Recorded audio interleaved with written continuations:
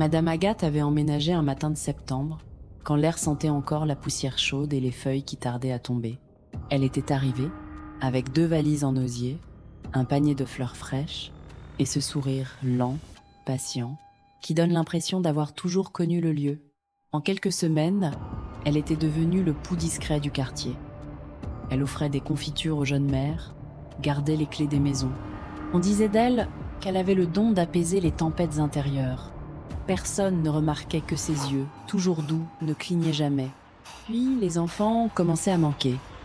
Pas tous en même temps. Un par un, comme des mots effacés d'une phrase trop longue. D'abord Léo, 9 ans, parti jouer au square et jamais revenu. Puis Clara, 7 ans, sortie acheter du pain avec une pièce. Les recherches ont tourné court. Les visages des affiches ont pâli sous la pluie. Le quartier a cherché un coupable.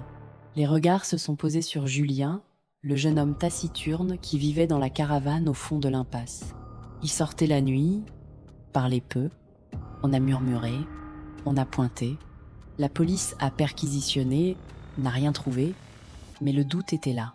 Agathe, elle, organisait les veillées. Elle apportait du thé, serrait les épaules, murmurait des phrases cousues sur mesure pour chaque douleur. Le temps guérit. Ils sont en paix quelque part. Sa voix était un baume, trop parfait pour être vrai. C'est en suivant un chien errant un soir de brume que je me suis retrouvée devant sa porte de cave. La serrure n'était pas condamnée, juste entrebâillée. J'ai descendu les marches. L'air était imprégné d'une odeur de papier ancien et de cire. La lumière d'une ampoule nue révélait des rangées d'étagères. Pas de jouets. Des cahiers, des centaines carnets à spirale et journaux intimes. Chaque titre portait un nom, une date, un âge. J'ai ouvert celui de Léo. La première page racontait la peur du noir, le premier vélo. La dernière page s'interrompait au milieu d'une phrase. J'ai feuilleté celui de Clara, ses rêves d'astronaute, sa honte d'un contrôle raté. Ce n'était pas un musée d'objets, mais d'âmes. Des pas légers ont résonné.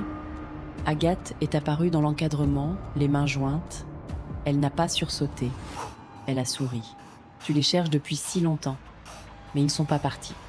Ils se sont simplement vidés. Je ne leur fais pas de mal. Je les allège. Je prends ce qui les ronge, ce qu'ils ne peuvent plus dire, et je le garde ici, au chaud, en sécurité. J'ai reculé. La gorge sèche.